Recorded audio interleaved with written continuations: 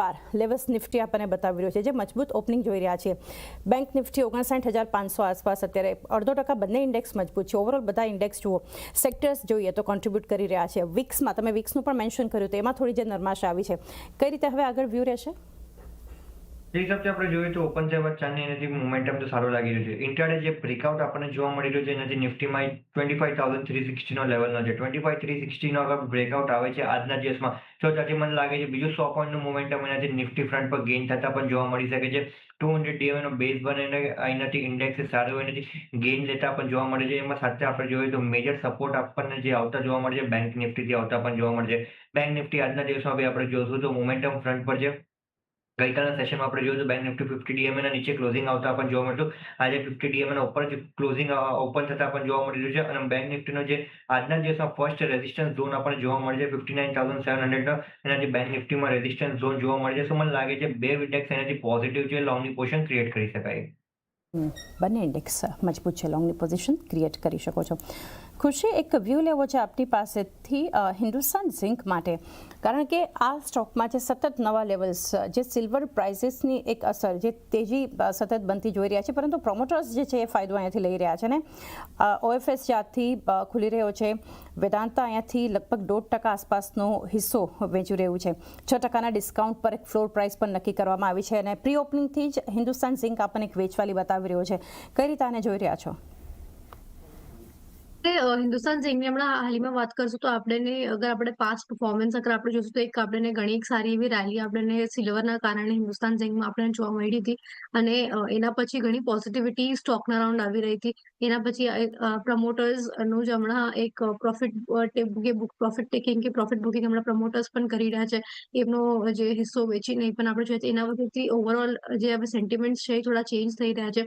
કેમ કે જ્યારે પણ પ્રમોટર્સનું સ્ટેક સેલ થતું હોય છે થોડું નેગેટિવ સિગ્નલ હોય છે માર્કેટના માટે અને એટલે જ આજે આપણને એક સારા એવા લેવલ પર આપણને પ્રોફિટ બુકિંગ આપણે સ્ટોકના અંદર આપણે જોવા મળી રહ્યું છે. અને આજના દિવસ મને એવું લાગી રહ્યું છે કે આ પ્રેશર કન્ટિન્યુ રહેશે અને થોડી વોલાટિલિટી આપણને આજે અને થોડા રિસેન્ટ વાળા સેશન્સમાં આપણને દેખવા મળી શકે છે. કેમ કે ઓલમોસ્ટ અગર આપણે જોશું પણ તો ઓલમોસ્ટ સ્ટોકે ઘણા હાયર લેવલ પર આપણને રેલી આપી ચૂક્યા છે. સો એક હેલ્ધી કરેક્શન પણ એક્સપેક્ટેડ સ્ટોકના અંદર જેવી રીતના સ્ટોક રેલી થયું છે એના પછી અને પ્રમોટરનું OFS જે આવી રહ્યું છે, સેલિંગ જે સ્ટેક સેલનું આવ્યું છે એના કારણે પણ થોડા ડિસઅપોઇન્ટમેન્ટ છે જેના વજહથી પ્રોફિટ બુકિંગ આપણને થોડા વધતા આપણને દેખાવામાં આવી શકે છે. હજુ પણ થોડું પ્રોફિટ ટેકિંગ જે છે આપણને આગળ એક વધતું દેખાઈ શકે છે. નિશ્ચિત, એક મેટ્રો બ્રાન્ડ્સ માટે વ્યૂ લઈએ તો ઓવરઓલ ફંડામેન્ટલ અને નંબર્સ પર ચર્ચા ખુશી સાથે શોમાં કરી છે.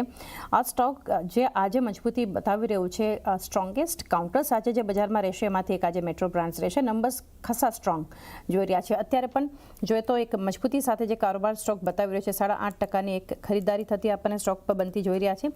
પરંતુ ચાર્ટ પર કઈ રીતે જોઈ રહ્યા છો સ્ટોકને? મેટ્રો બ્રાન્ડ્સની વાત કરીએ તો ડેફિનેટલી લોઅર લેવલ્સથી સારી એવી રિકવરી આપણને જોવા મળી રહી છે, જે આપણને 1000ના લેવલ્સથી સારો બાઉન્સ જોવા મળે છે. તો સ્ટોકમાં મોમેન્ટમ કન્ટિન્યુ રહી શકે છે. ડેફિનેટલી આપણને 1200 થી 1215ના લેવલ્સ જોવા મળી શકે છે. તો પોઝિશન હોય તો હોલ્ડ રાખવી જોઈએ. આપણને અપસાઇડમાં 1215 થી લઈને 1200 સુધીના લેવલ્સ ડેફિનેટલી 1 થી 2 દિવસમાં જોવા મળશે. 1215 આસપાસના એક લેવલ્સ પણ અહીંથી મેટ્રો બ્રાન્ડ્સ માટે આપ ધ્યાનમાં રાખી શકો છો. આજે નંબર્સ બાદ ખાસું પોઝિટિવ છે. અમિત, MCX પર નજર કરો. ગઈકાલે પણ પરિણામ બાદ જે ખરીદારી સ્ટોકમાં આજે જુઓ, ઇનફેક્ટ 6.5% મજબૂત ઓલ ટાઈમ હાઈના લેવલ્સ પર આ સ્ટોક પહોંચતું આપણને બતાવી રહ્યું છે MCX. તો આટલી મજબૂતી જ્યારે સ્ટોકમાં આવી છે તો શું કરવું જોઈએ અહીંયા? લાગે છે મોમેન્ટમ કન્ટિન્યુટી છે. આજના દિવસમાં જે હિસાબથી ઓપન થયો છે એ હિસાબથી લાગે છે કાઉન્ટરમાં એક સ્ટ્રોંગ બ્રેકઆઉટ આવતા પણ જોવા મળી રહ્યો છે. અપસાઇડમાં લાગે છે 2620 નો પેલો લેવલ સાથે કાઉન્ટરમાં લોંગની પોઝિશન ક્રિએટ કરી શકાય. ઓકે, MCX માટેનો વ્યૂ જોઈ રહ્યા છીએ. ઓઇલ ઇન્ડિયા માટે ખુશી વ્યૂ સમજી લઈએ. ઓઇલ ઇન્ડિયા એક જે રીતે ક્રૂડમાં તેજી અને ક્રૂડનું તમે પણ મેન્શન કર્યું, તો સ્ટોક જે મજબૂતી, કારણ કે કાચા તેલનો ભાવ 3% વધીને $68 આસપાસ આપણને પહોંચતો બતાવી રહ્યો હતો. તો ઓવરઓલ અગર જોવા જઈએ તો એક કંપની પર અસર બતાવી શકે છે. અત્યારે મજબૂતી તો છે જ, પરંતુ ફંડામેન્ટલી ઓઇલ ઇન્ડિયા માટે કઈ રીતે વ્યૂ આપશો?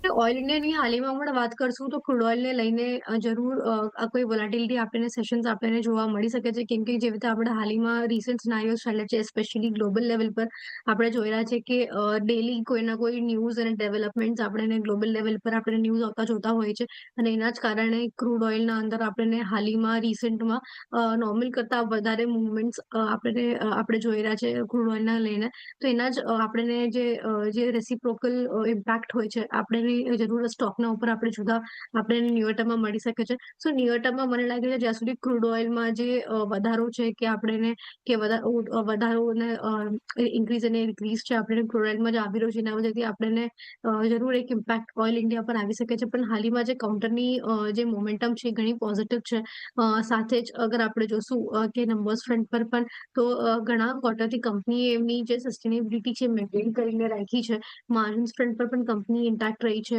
રેવન્યુ ફ્રન્ટ પર પણ કંપનીએ એમના નંબર્સ ઇન્ટેક્ટ રાખ્યા છે અને પ્રોફિટેબિલિટી પણ હમણાં હાલમાં કંપનીની મેન્ટેન છે સો અગર આપણે જોશું ઓવરઓલ કોઈ નેગેટિવ ટ્રિગર્સ હાલમાં તો હમણાં નથી દેખાઈ રહ્યા જે ક્રૂડ ઓઇલ લઈને લિંક્ડ મુવમેન્ટ છે એના જ વજહથી આપણે હાલમાં રિસેન્ટ જે રેલી હશે સ્ટોક્સના અંદર આપણને એના વજહથી આપણે જોવા મળી શકશે બાકી નંબર્સ ફ્રન્ટ પર કે કંપનીના રિઝલ્ટ ફ્રન્ટ પર આપણને કોઈ નેગેટિવ સરપ્રાઇઝીસ હાલમાં તો કંપનીના તરફથી નથી મળ્યા સો લોંગર ટર્મ માટે આપણે એક ફોકસ રાખી શકીએ છીએ પણ નિયર ટર્મ માટે થોડું અગર આપણે વેટ એન્ડ વોચ કરશું તો બેટર હશે લોંગ ટર્મ એક વ્યૂ પોઝિટિવ પરંતુ નિયર ટર્મ એક વેટ એન્ડ વોચનો અપ્રોચ રાખી શકો છો ઓઇલ ઇન્ડિયા માટે એક એક્સિસ બેંક માટે નિશ્ચિત વ્યૂ લઈ લઈએ કારણ કે ઓલ ટાઈમ હાઈના લેવલ આ બેન્કિંગ કાઉન્ટરમાં આજે પહોંચ્યા પરિણામ બાદની જે મજબૂતી હતી ગઈકાલે આજે એક ફોલો બાઇંગ છે અને એક નવા લેવલ્સ પર સ્ટોક પહોંચ્યું છે અત્યારે પણ જોઈ રહ્યા છે 3% વધુની મજબૂતી સાથે આપણને એક્સિસ બેંકમાં જે કારોબાર થતો બતાવી રહ્યો છે વ્યૂ કઈ રીતે રહેશે અહીંયા સો એક્સિસ બેંકની વાત કરીએ તો ડેફિનેટલી આપણને